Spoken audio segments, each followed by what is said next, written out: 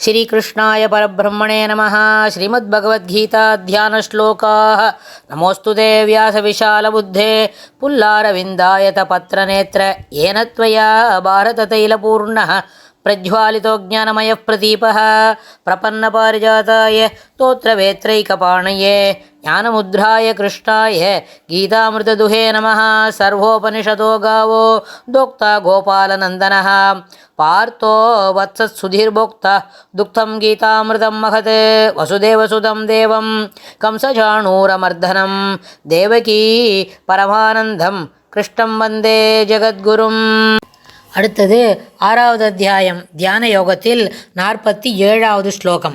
யோகீனாமபி சர்வேஷாம் மத்கதேனாந்தராத்மனா ஸ்ரத்தாவான் பஜதே யோ மாம் சமேயுக்ததமோ மதः. யோகீனாமபி சர்வேஷாம் மத்கதேனாந்தராத்மனா ஸ்ரத்தாவான் பஜதே யோ மாம் சமேயுக்ததமோ மதः. இந்த ஸ்லோகத்தில் பெருமாள் என்ன சொல்கிறார்? யஹா ஸ்ரத்தாவான், யார் மிகவும் ஸ்ரத்தை உடையவனாக, மத்கதேன, மத்கதம், மத் என்ற வார்த்தை இங்கே பெருமாளை குறிக்கிறது. அதனால் பெருமாள் என்ன சொல்லிக்கிறார்? என்னிடத்தில் ஊன்றிய மனமுள்ளவனாக, அந்தராத்மனா, உள்ளத்தினாலும், உள்ளத்தினாலும், மாம் என்னை பஜதே தொழுகின்றானோ, சகா அவன், சர்வேஷாம் எல்லா யோகிகளுக்கும், எல்லா யோகிகளுக்குள்ளும் என்ன பண்ணுறார்? யுக்த தமஹா சிறந்த யுக்தன் என்பது என்னுடைய முடிவான அபிப்பிராயம்.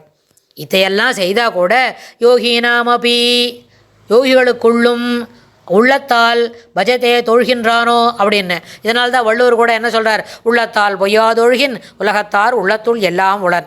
எப்பொழுதும் என்ன பண்ணணும்? மனத்துக்குள்ளே இருக்கணும். மனத்துக்குள்ளே பொய்மை இல்லாமல், பொய்மை கலவாத ஒரு தொழுகை இருக்க வேண்டும், பொய்மை கலவாத பஜனம் இருக்க வேண்டும், பொய்மை கலவாத வார்த்தைகள் இருக்க வேண்டும். எப்பொழுதும் அதில் எந்த மாற்றமும் இல்லை. ஆனால் அதற்கு என்ன வேணும்? அதற்கும் ஆச்சாரியர் அனுகிரகம் வேணும், பகவத் அனுகிரகம் வேணும், பகவத் சங்கல்பம் இருக்கணும். ஆனால் பெருமாள் இங்கே என்ன சொல்கிறார்? என்ன நீ எத்தனை யோகியாக இருந்து இதற்கு 4 சில பிறவிகள் ஆனாலும் அதெல்லாம் செய்தால் கூட என்ன பண்ணணும்? என்னுடைய இருக்கணும்னு சொன்னால் பக்தி யோகம், அதாவது பஜதம் பஜனம் மனதுக்குள்ளே இருந்தாலும் வெளியில் பெருமாளை பற்றி என்ன சொல்லணும்? எப்பொழுதும் பெருமாளை தொடர்ந்தே பேசிக்கொண்டே இருக்க வேண்டும், அவனுடைய புகழ் பாட வேண்டும், அவனுடைய திருவடி வாரத்தில் நிச்சலனமான பக்தி இருக்க வேண்டும். எப்பொழுதும் என்ன பண்ணணும்?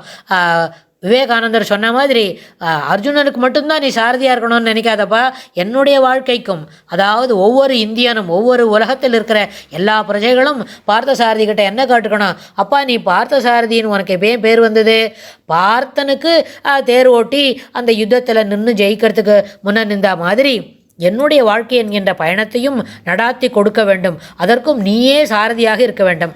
எங்கனம் எந்த வேலைகளை எப்பொழுது விடாது செய்ய வேண்டும் என்பதை எனக்கு நீ அறிவுறுத்த வேண்டும் அப்படின்னு அவர் விவேகானந்தர் கேட்டுண்டார். அந்த வார்த்தையை அது நம்ம இன்றைக்கும், அது 100 வருஷத்துக்கு முன்ன, 120 வருஷத்துக்கு முன்ன அவர் கேட்டிருந்தா கூட, 1903ன்னு சொன்னால் 123 வருஷம் அடுத்து அவர் காலமாயிட்டு இருந்தாலும் அவர் சமாதி கிடச்சொடுத்து அந்த ஜீவன் அந்த சரீரத்தை விட்டு போயிடுது.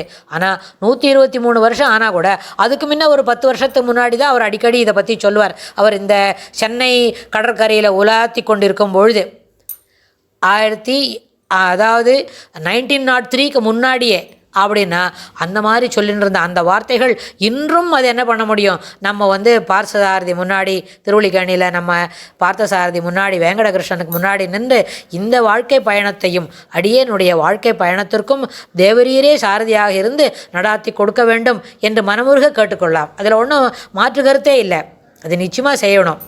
ஆனால் அது அப்படி வேண்டிக்கும் போது பெருமாள் என்ன சொல்கிறார்? விடாது என்னை பஜனம் செய்ய வேண்டும். எவன் என்னை தொழுகின்றானோ, அந்தராத்மனா உள்ளத்தால் என்னை எவனும் மாறாமல் தொழுகின்றானோ அவன் சர்வேஷாம் எல்லா யோகிகளுக்குள்ளும் மிகவும் சிறந்த பக்தன், சிறந்த யுக்தன் என்பது என்னுடைய முடிவான அபிப்பிராயம் அப்படின்னு பெருமாள் இந்த ஸ்லோகத்தில் சொல்கிறார். இந்த ஸ்லோகத்துக்கு அப்புறம் இதுதான் இந்த ஸ்லோகத்தில் இறுதியான கடைசி ஸ்லோகம் 47வது ஸ்லோகம். அடுத்த பதிவில் இந்த அத்தியாயத்தோட விஷய சுருக்கம், பெருமாள் என்னெல்லாம் சொல்லி கொடுத்தார், அதை எப்படிலாம் அர்ஜுனனுக்கு புரிஞ்சுது, நம்ம எப்படி புரிஞ்சுக்கிறோம் அப்படின்றத எல்லாத்தையும் நம்ம பார்க்கலாம். அடுத்த இதில் அத்தியாய விஷய சுருக்கம் என்பதை பார்த்து தெரிந்து கொள்ளலாம். இந்த ஸ்லோகத்தில் பெருமாள் இது வரைக்கும் சொல்லி கொடுக்குறார். அடுத்தது நம்ம எந்த அத்தியாயத்தை பார்க்கணும்னு பார்க்கலாம். इति श्रीमद्भगवद्गीतासु उपनिषत्सु ब्रह्मविद्यायां योगशास्त्रे श्रीकृष्णार्जुनसंवादे ध्यानयोगो नाम 6ोऽध्यायः. कृष्णाय तुभ्यं नमः.